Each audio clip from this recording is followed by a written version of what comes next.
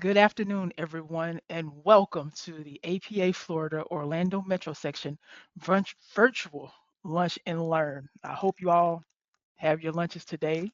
I am your moderator today, Calandra Jones, and we have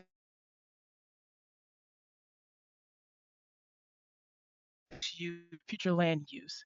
Today, we will be hearing from our planning expert, Kyle Harris. He is a senior planner with the City of Cape Canaveral, and he's been since 2022. His background includes coastal resilience, green space design, pedestrian and bicycle infrastructure, and today we're looking forward to a fantastic presentation from Kyle.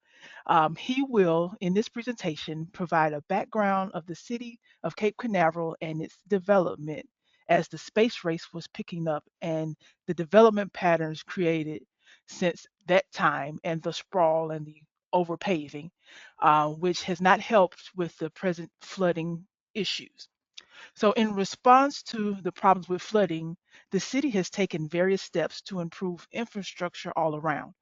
And a major part was the mixed use future land use designation that centers around its strong encouragement of low impact development and green stormwater infrastructure. We are indeed excited to hear Kyle today to present this great topic. So, before he we before we move to him, we want to say have a few housekeeping things. So if you have some questions, there is a question box on your tab. You can write those questions there, and we will get to those Yeah. at the end of his presentation. Thank you Um, so much. Also, Thank you. this webinar is Thank qualified for a sustainability credit, CM credit, and that number is, if you need to jot it down, it is number 9292486. Again, that's 9292486. So, Kyle, are you almost ready? Let me get my mic. Not quite. He's getting set up, you all. Yeah, sorry guys. So just give us a I couple had to switch more rooms. seconds. Oh, there he is. Okay. He's on the line Yes, I now and we're appreciate. ready. Like I said, I got my lunch, got my drink. Hope you all are ready to Yeah. enjoy. So, Kyle, without further ado, the floor is yours. Take it away. All right. Yeah, I hope everybody's got a good lunch. I've done my fair share of these lunch and learns, and it's nice to kind of relax with a lunch and just kind of have a sort of informal chat about some planning stuff. This is actually going to be my first webinar of this sort, so I'm excited to do this and to get some whatever feedback you guys have, to learn from you guys.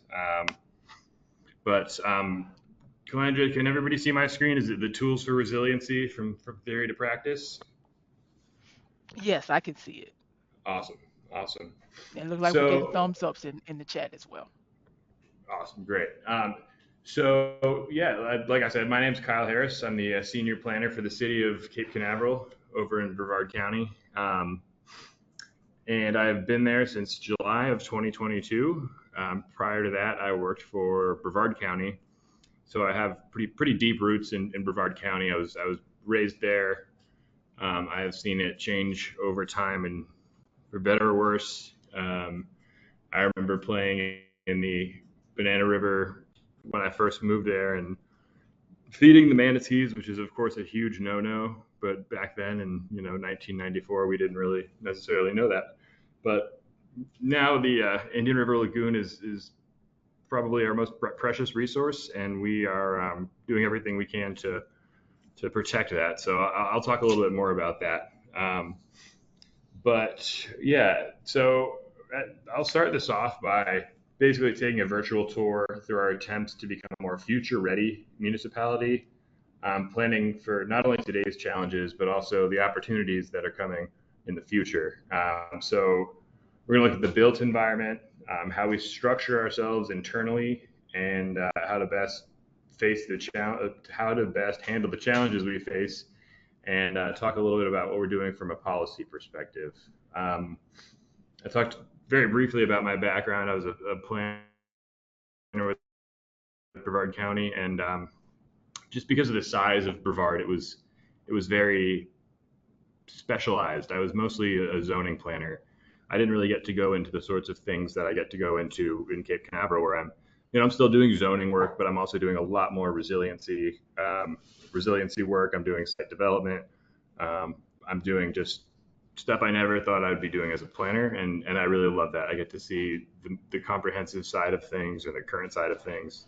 I'm technically the only planner on staff, but we have a great staff that kind of jumps around. We really have no silos. So I'm excited to share our experiences and hopefully provide you guys with some useful tools. And if you guys have anything that you think we could use, that would be great. We can have a conversation kind of as we go on. So I'll start by just showing you our city's recently adopted vision statement, which was unanimously passed by our council within the last year. Prior to this paragraph, I think this was about 4 or 5 paragraphs long. It was just way too much information. I think they were trying to squeeze every possible buzzword they could into this. So they really shortened it and focused on what I think the core values for the city of Cape Canaveral is. So that small town feel, that's something you hear time and time again. Especially when it comes to new development coming. And, as many planners know, it's all about balancing that small town feel that people who've lived here for a long time feel versus, developing things that will, help us pay for services. The natural environment is a huge part of Cape Canaveral and what draws people here. The Indian and Banana River Lagoon is, if you go out on weekends, I don't know if anybody's driven down 520 or 528, but the sides of those roads are just filled with people jet skiing, camping, fishing, really enjoying that amenity.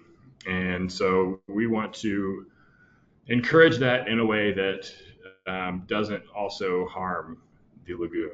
So it's, again, part of that balancing act. And resiliency, safety, sensible mobility, all kind of go hand in hand. Especially resiliency, we focus on a lot. And I'm sure I'll talk about that a lot.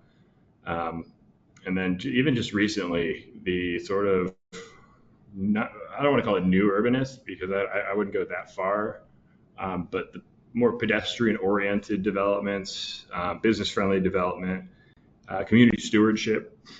And really, again, you'll see a lot of the same words repeated. Future ready is one that you'll see a lot, and small town you'll see a lot. So quality of life, things of that nature. I'm sure people who have been to city council meetings or town hall meetings have heard these words over and over again. But it really is very important to us to be ready for the future, and you'll see why here. In this next slide, this is, I feel, one of the best ways of illustrating just how very vulnerable we are.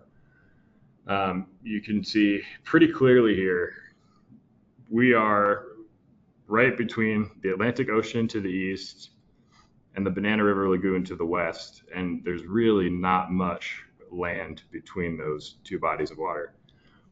I think you kind of realize it intellectually, but seeing it in this form really drives it home, and seeing just how flat it is, and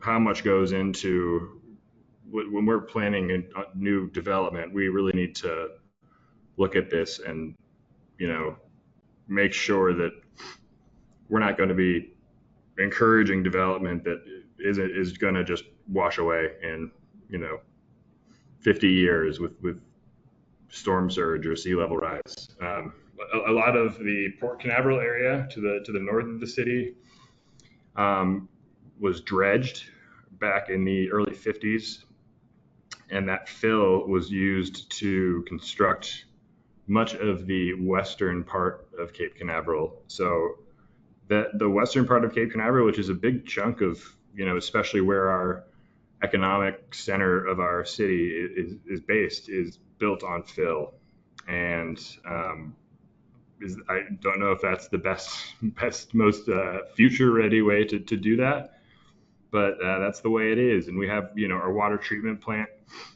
wastewater treatment plant is right on the edge of the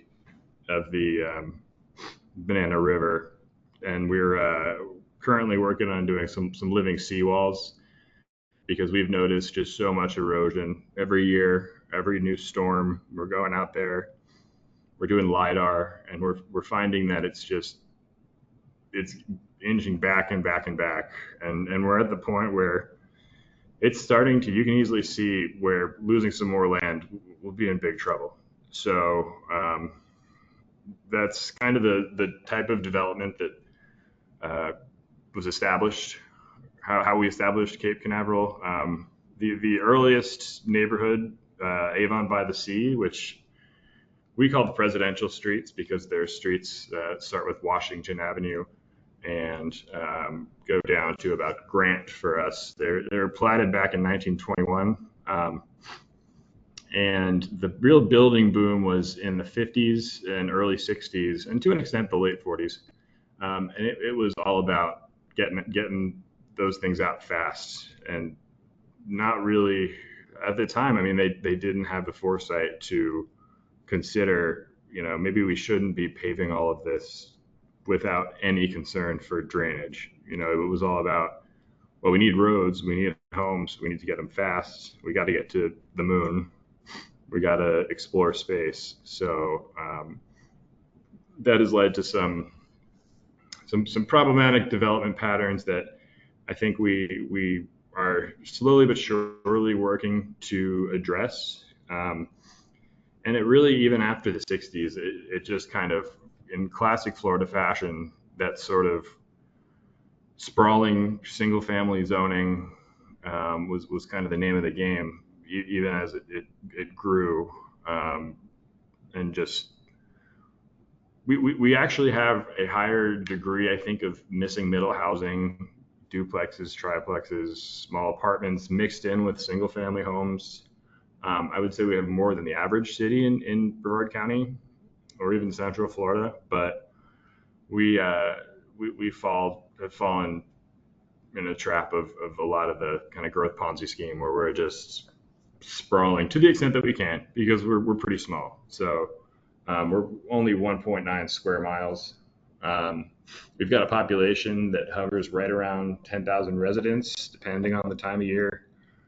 Many of which are not homesteaded. There's an increasing number of Airbnbs here, which I'm sure is something a lot of you are familiar with. And so another interesting aspect, I'm looking at my notes to make sure the slides are matching up. But yeah, so we're surrounded by some of the largest infrastructure assets in the world, as you all well know.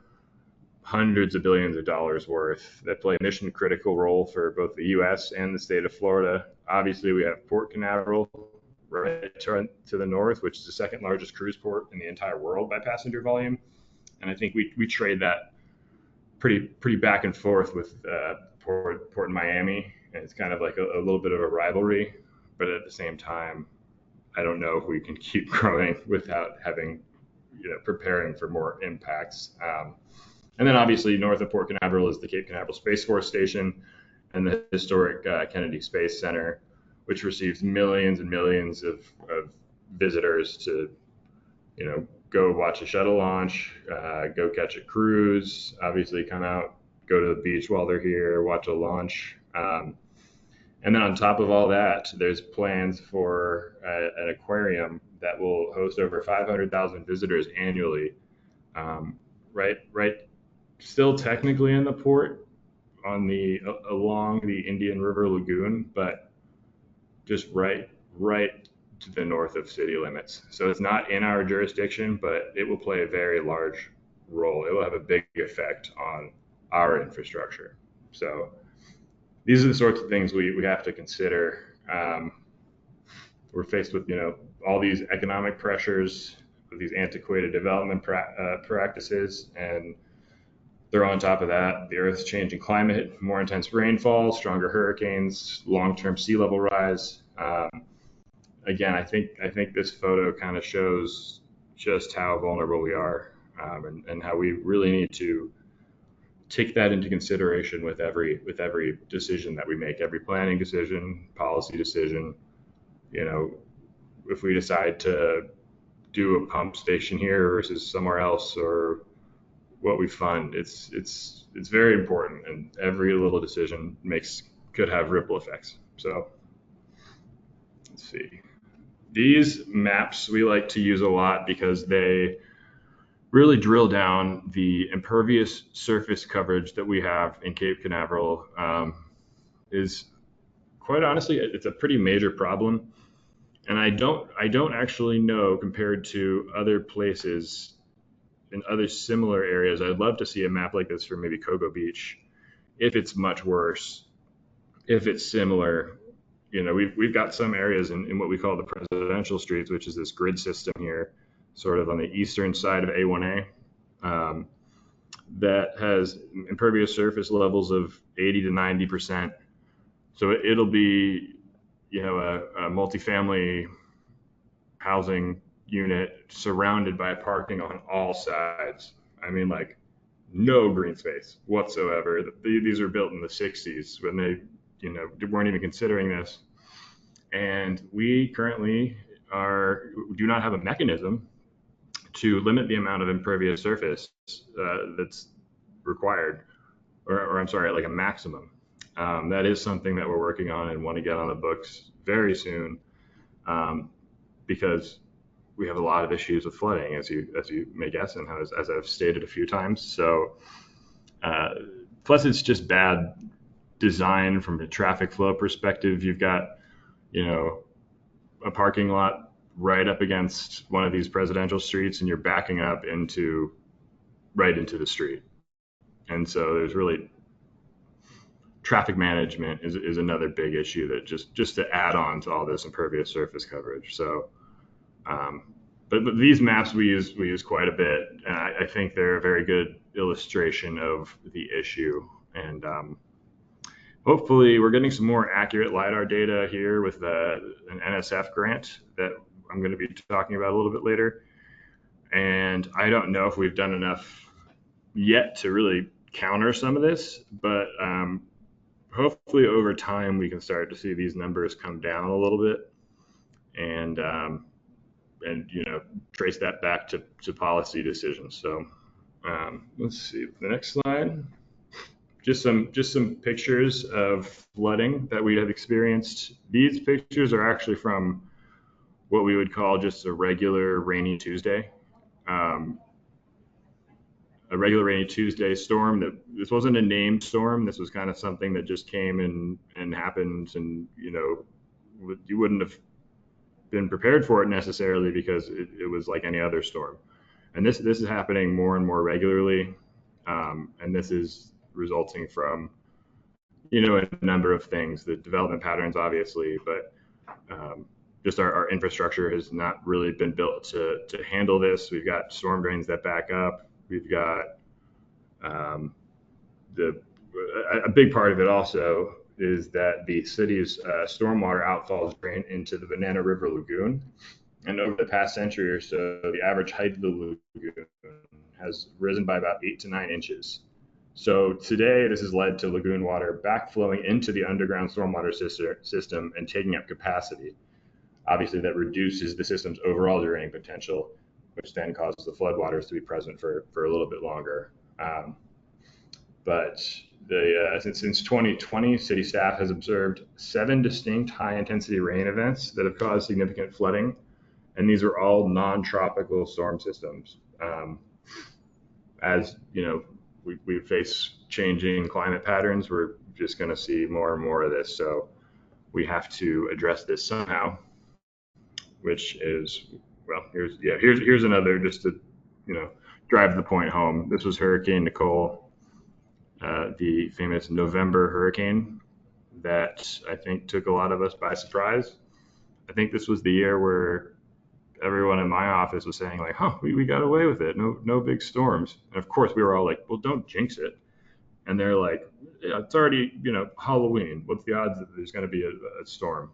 Well, there you go. We get Hurricane Nicole, and it was, all things considered, we got fairly lucky. But I mean, this is just the reality of what happens here in Cape Canaveral and in all coastal cities in Florida and across the U.S. Um, that we need to be prepared for. So just more data to kind of drive it home a little bit more. Um, this map is showing the storm surge potential of hurricanes today, with each hurricane category being denoted by a different color. Today would likely take a Category 3 hurricane to inundate most of the city.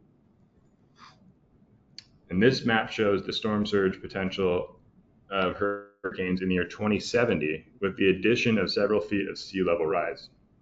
Now, by 2070, something as minimal as a Category 1 hurricane has the potential to submerge most of the city.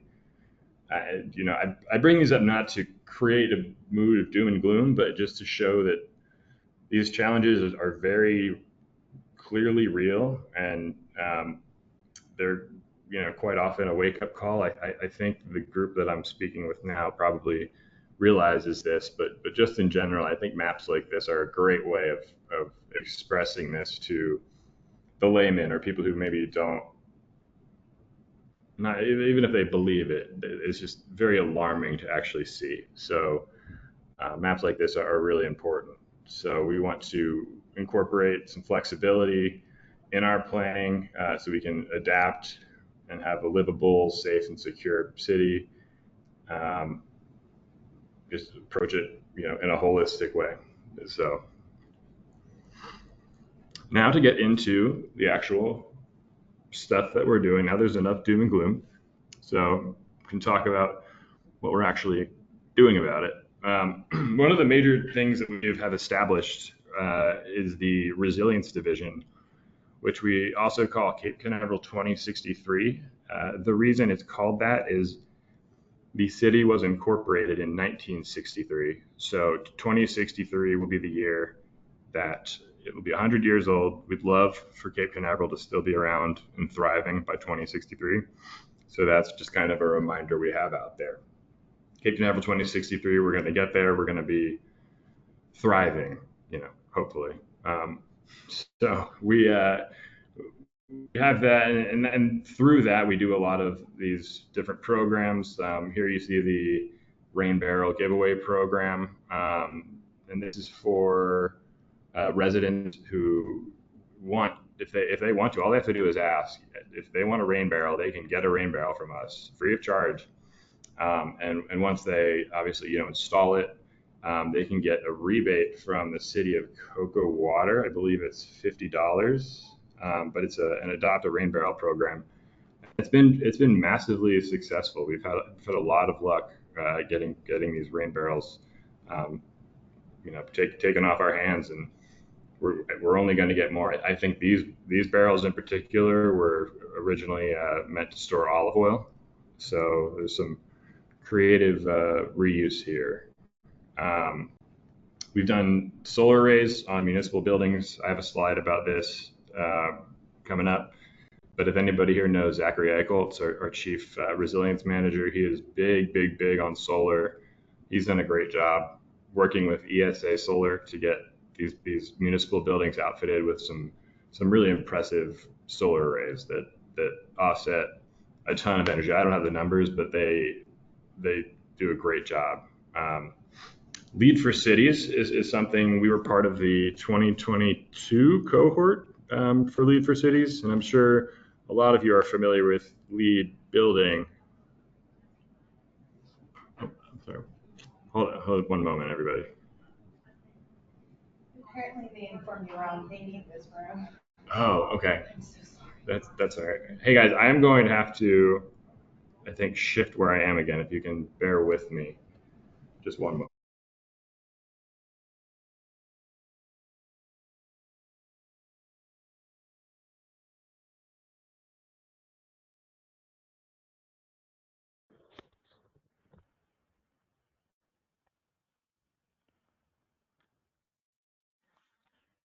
as we wait for Kyle. Like I said before in the opening, for those that have joined since we started, um, you can put your questions in the question box, and we will address them at the end of his presentation.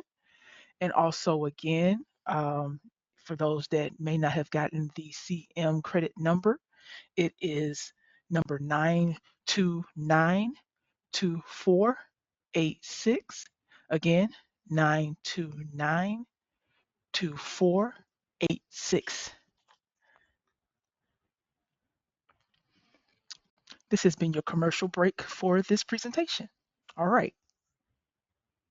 And we will wait for Kyle to come back on.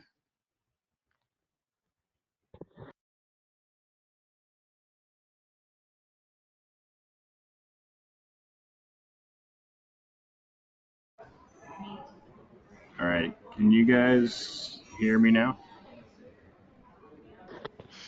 Yes, Kyle. All right, I'm so sorry about that. Apparently, they double booked the room, um, but in a funny timing. I believe I was on this slide. I was on the Lead for Cities bullet point, and where I'm actually at right now, I'm in Winter Park at the Center for Health and Wellness, I think it's called. But there's a U.S. Green Building Council Lead for Cities event that we are currently attending.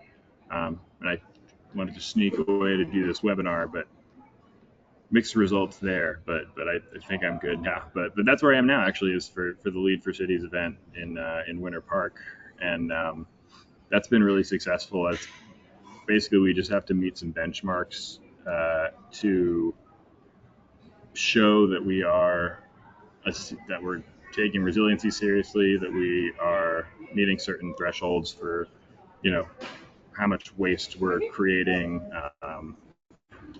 whether we're distributing certain, like we have a CRA grant program, for example, that we distribute.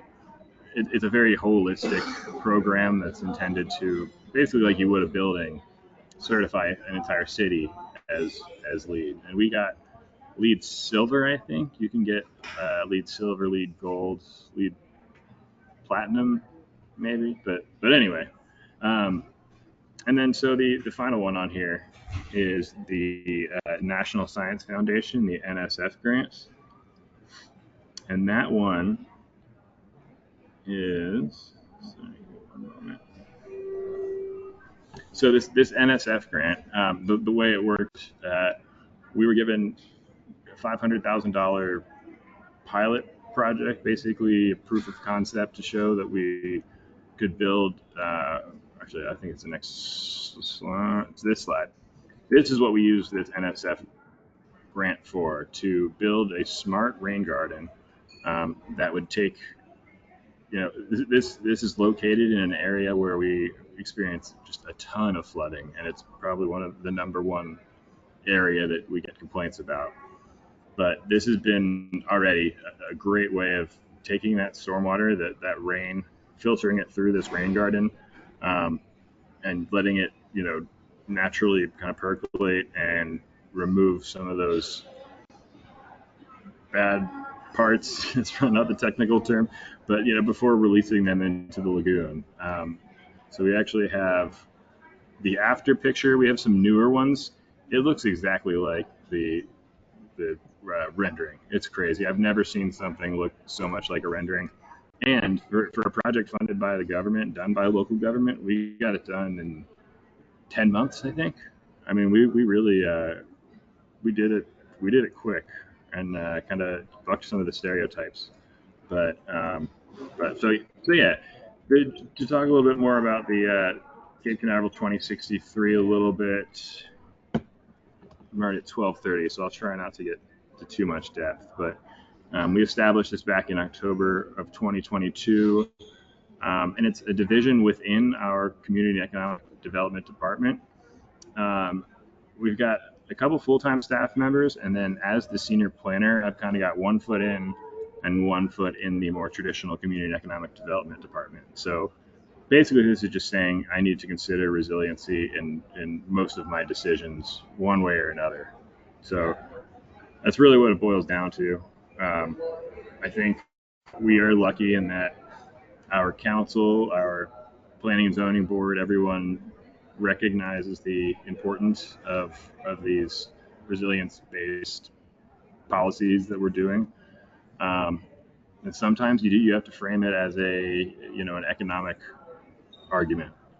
You know, this makes more sense in the long run to install EV chargers because the city will make money, and frame it in a way that you're speaking everyone's language. So that's been a big lesson that we've learned, is learning how to bridge that gap between people who maybe would be skeptical of resiliency or sustainability, which you do see a lot down here.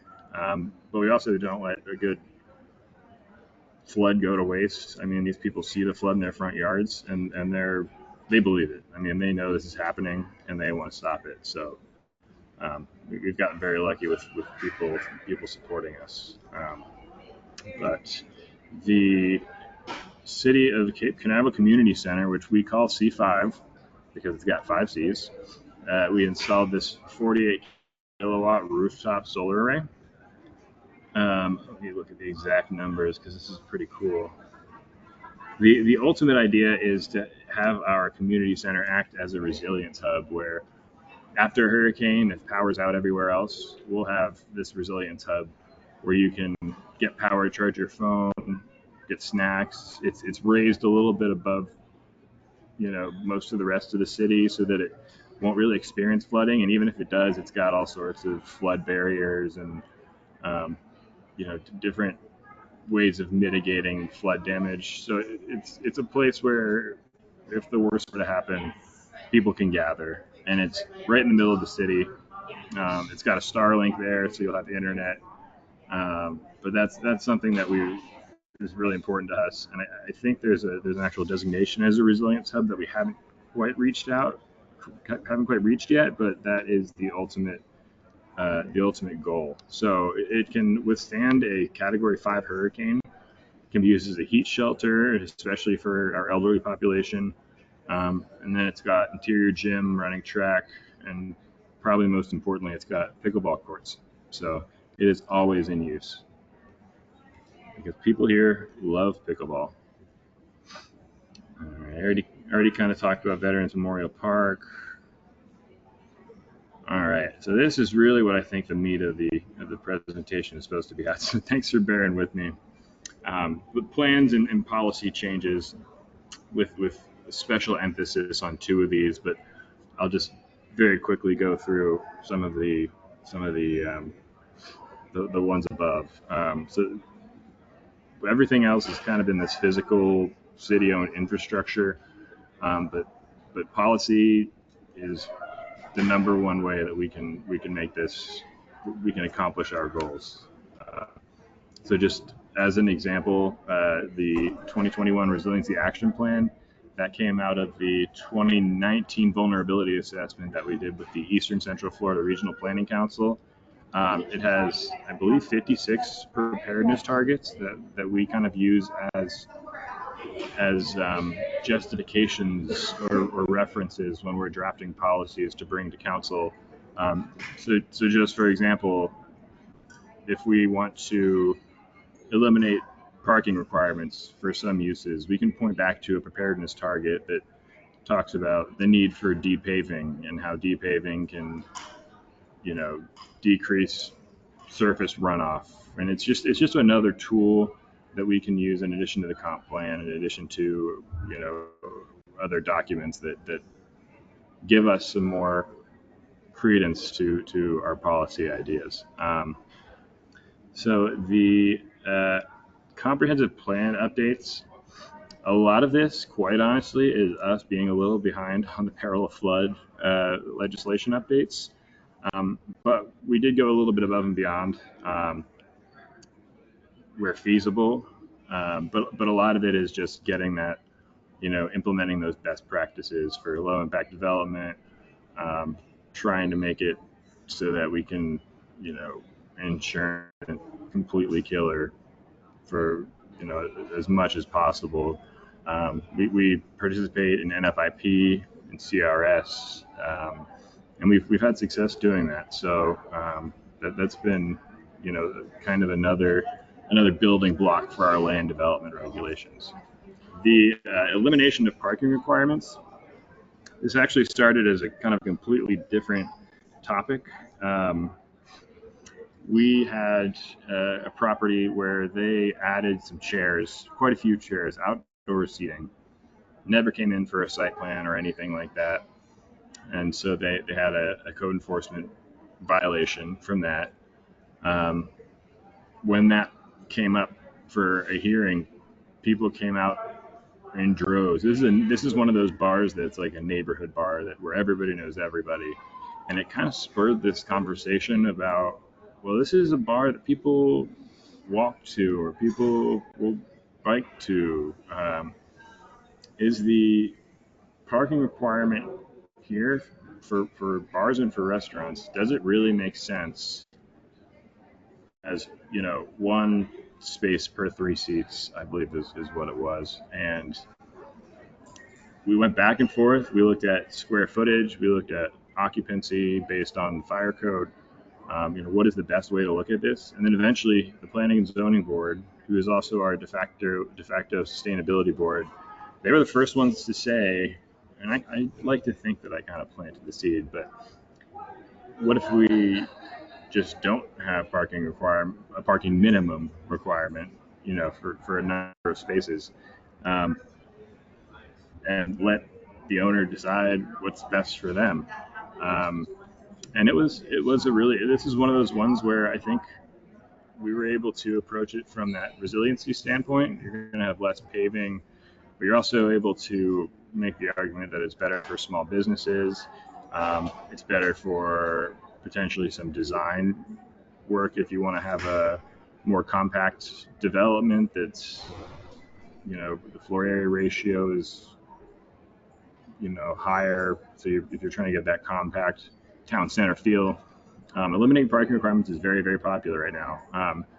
I will say currently it is only for the bars and restaurants, but we're looking at it as almost a pilot program. So I haven't had to put it into action very much, but it's very popular, and I think it's an example of one of the ways that we're trying to be a little bit ahead of the curve. Along with that, maximum impervious surface code. I think I need to be faster. Maximum impervious surface code. This is just, we only have max lot coverage right now, which is absurd because that doesn't count driveways, that doesn't count pool decks. It only counts basically under roof air conditioned space. And I mean, you saw about it. So we are looking to get that added. We need to get an impervious surface ratio added yesterday. So, all right, and on to the next, the Presidential Streets Master Plan. I won't dig into this one too much, but this was a pretty big deal. It came out of the 2021 Strategic Planning Retreat, in which it was decided that we wanted to systematically redevelopment each presidential street with a design process that involves community input, updated environmental, demographic, traffic analysis, and most importantly, the latest and future-ready resilient infrastructure. So this was a game changer. This was right before I got here, and this is kind of the first project I took over, and really one of the reasons I was interested in working here. But we contracted with to help us create this roadmap that acts as kind of a guide, where we have complete streets, improved stormwater management, pedestrian-oriented development, traffic management. Basically, we're going to go street by street, survey it, rip it up, and rebuild it as if we can as a complete street, or as best we can incorporating impervious pavement, street trees for shade, just making it a much safer, more pleasant place to be, because we have a grid system here in this study area, and that's something a lot of places in Brevard County don't. So we can take advantage of that, certainly. But let's see, I don't want to get too stormwater improvements. I kind of talked about this a little bit. Exfiltration trenches are a big thing that we've put in under City Hall parking lot. We have it under our softball fields. That helps store a ton of water that would otherwise probably be runoff. It stores it and helps it kind of trickle into that groundwater in a way that reduces a lot of that harmful runoff. But again, reducing impervious surface ratios by reducing street widths, and then some of the classic low impact development stormwater techniques, rain gardens, bioretention swales, pervious pavers, the classic stuff. And then just some more, basically what I was sort of saying. Capturing stormwater for reuse through these stormwater chambers and rain barrels is a big one that we are working on. And really, I mean, I think the thing to keep in mind here is this is such a holistic. I mean, it's every department is involved in this, and we're all talking to each other and figuring out the best way to get this done in a way that where we can help each other, can complement each other, and make sure that we're not doing something that then. So just for example, the presidential streets, they proposed, what if we do one-way streets, and then we use that extra right-of-way from the opposite lane to you put low impact development, pervious pavers, rain gardens, and we were totally gung-ho, and then the fire department came in and basically said put the kibosh on it. I mean, they said they just didn't see how it could be done, and we probably could have communicated it better. It took some time before we were able to get to that level where they said that, and we wasted some time. So we've learned that we need to communicate better and be less siloed. This is a really low resolution picture, but this is what Fillmore Avenue would look like given some of these improvements. So just lowering the width of the streets, continuous sidewalk, which is a big concern for residents. Crosswalks, I know raised crosswalks are a big. Our city manager is a big fan of that, and he feels maybe that there could be some stormwater storage underneath that. So just creative ideas. All right. So I think this was advertised as a mixed-use ordinance talk, and we've got 15 minutes, and I'm getting to mixed use, so I really apologize about that. But one of the main things that we've done recently is our mixed-use ordinance.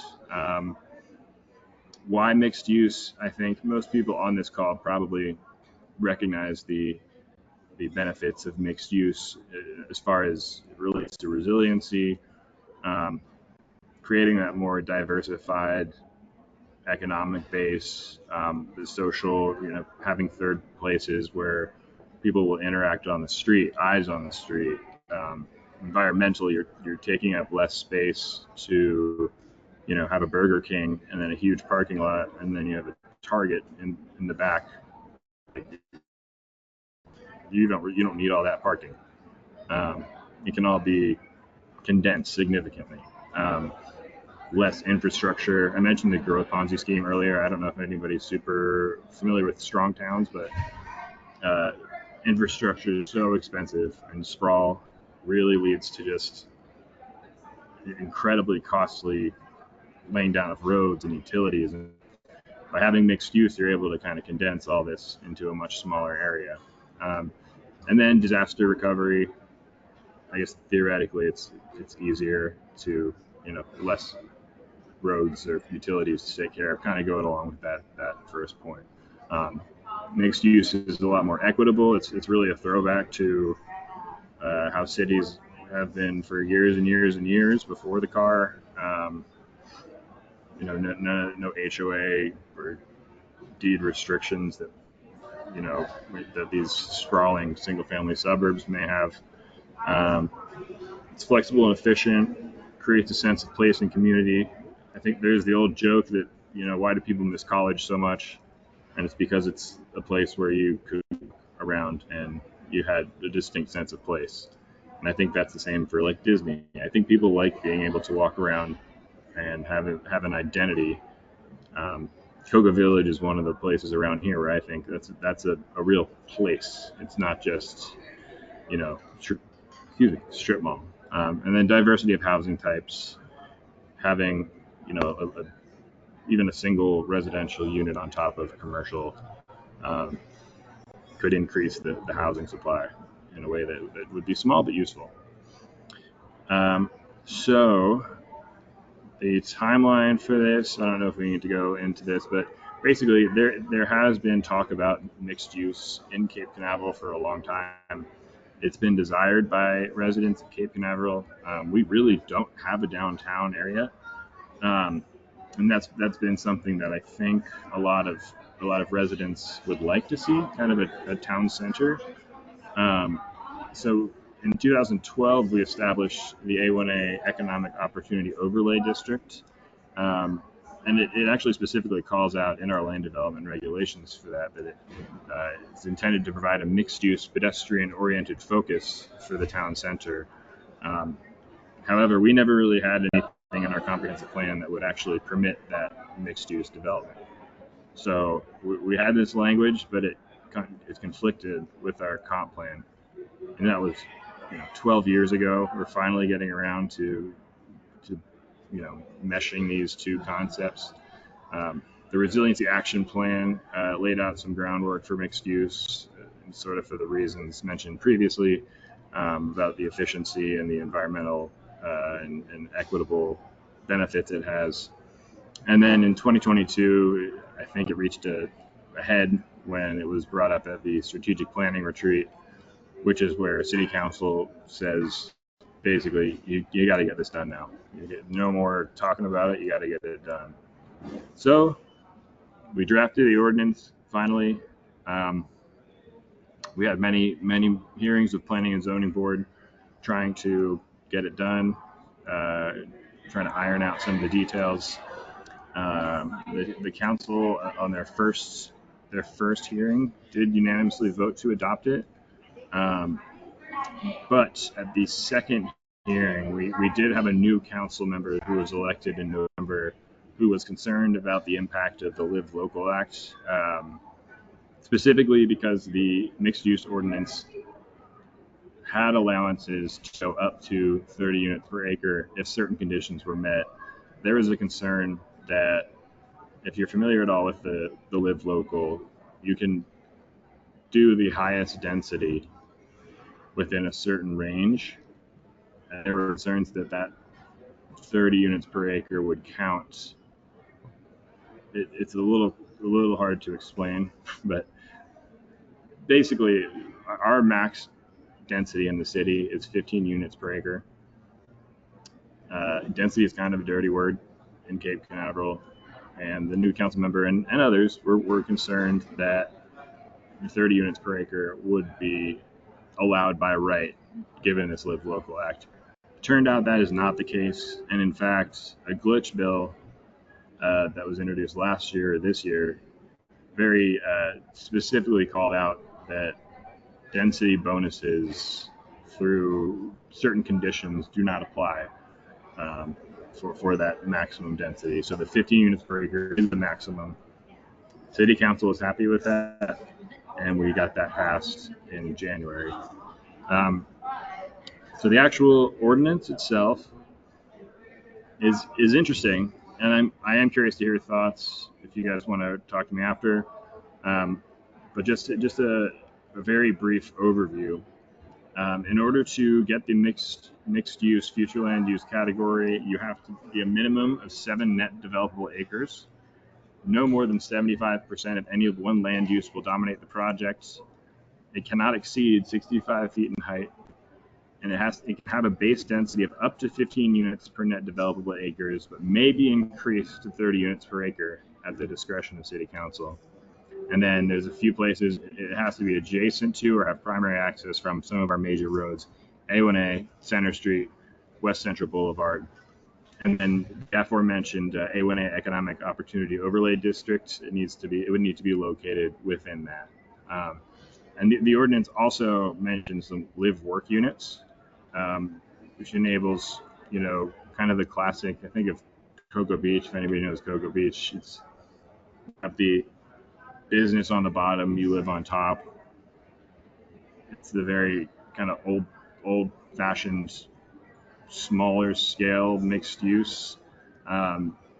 This ordinance essentially allowed us to craft land development regulations permitting that, which we are still working on because it's hard to agree on an exact definition. So we're working on it. But just to give you an example, these are the eligible MXU properties in the city. And some of these may not even be. So A, for example, has wetlands. I don't know if it would end up being 7 net developable acres, but just say it's all developable, that would be eligible. There's a few more, but it's very, very limited to these parcels, which I think may surprise people when you think of mixed use. I mean, this is a very unique mixed use ordinance that was intended to, I believe the intent was that only the highest, quote unquote, highest quality projects would make it through. And we have yet to have an application, so it's hard to judge at this point. But to go into this a little bit more, the MXU future land use is permitted by council on a case-to-case basis, and you can get up to, basically, if a developer has called and said, what can we do? We need 30 units per acre. How do we get that? Because 15 units per acre is just not enough to make it worth our time.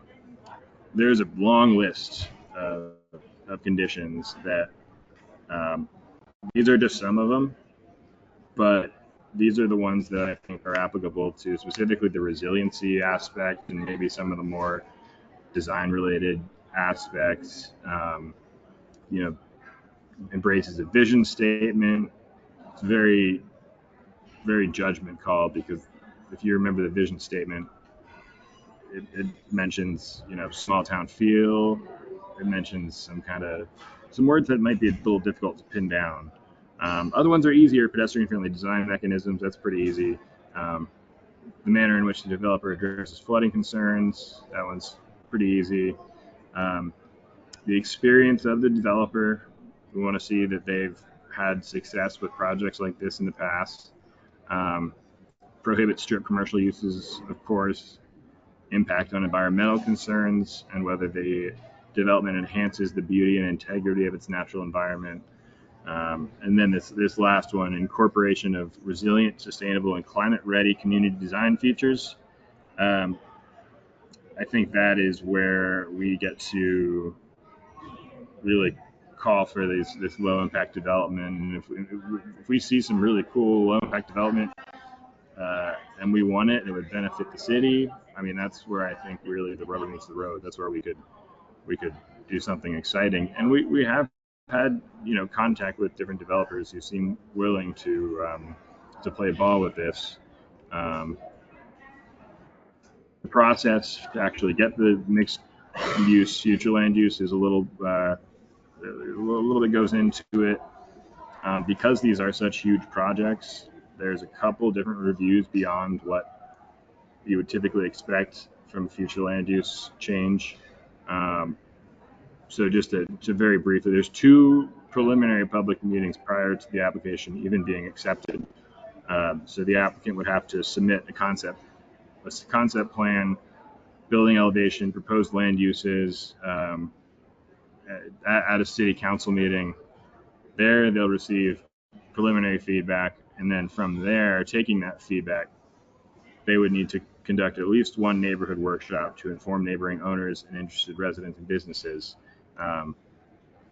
So we haven't gotten this far with any applicants yet. I do know that we've had a couple of potential applicants balk at this, but that's it's intentionally a little above and beyond, I think, so to try to get the types of development that we feel suit Cape Canaveral. So almost done. Feedback and lessons learned.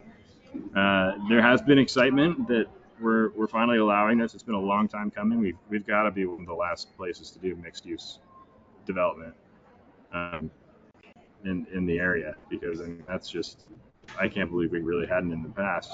Um, a lot of this came down to compromising between what residents want, what city council wants, what the developers want.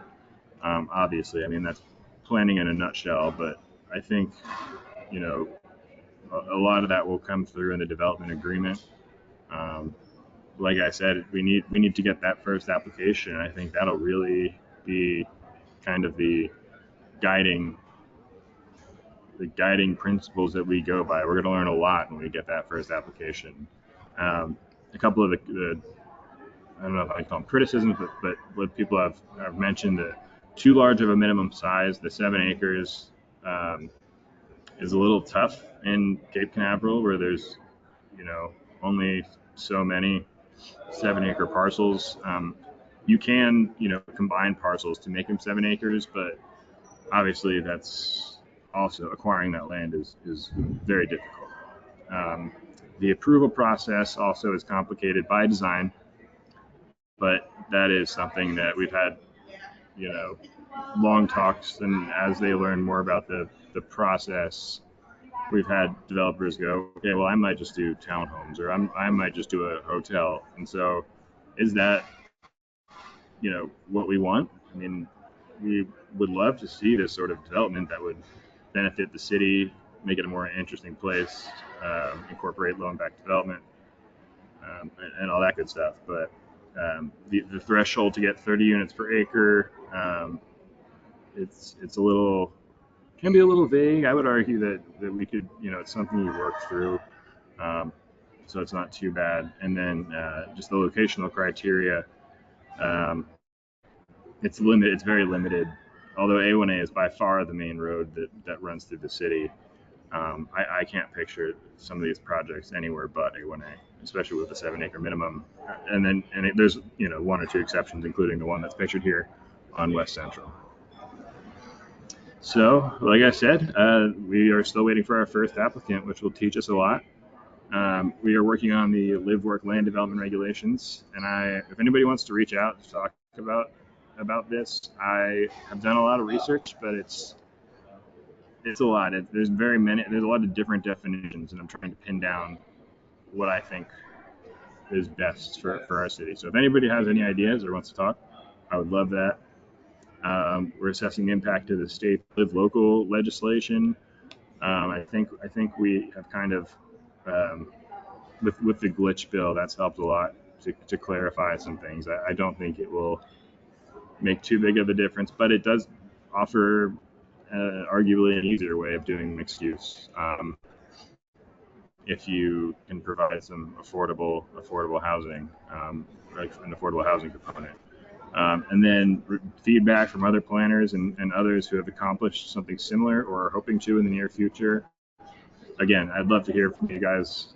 This has been a great learning experience, and I just would love to hear your thoughts. If you guys have had experiences and learned something that maybe I didn't even mention here, that would be great. But other than that, if you want to reach out to me, my email is at the bottom here, and I would love to schedule some time to talk. Made on 1 o'clock on the dot.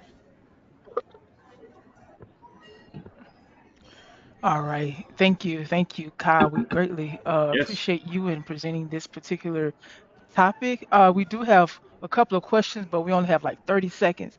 So I let know. me I'm just so ask sorry. one real fast. It says, Yeah. that's okay. And everyone, you have Kyle's email if you want to ask some additional questions. It says, did you face any resistance to implementing the LID practices?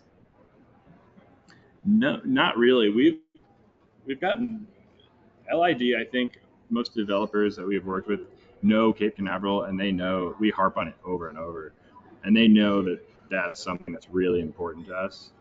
Um, and as citizens, I think a lot of it is they know the residents want to see that, and they're not going to buy in if the residents don't see any LID. So far, we've gotten pretty lucky there. I'm sure that if this gets a developer from out of state or who's not familiar with the city comes in, they might push back a little bit.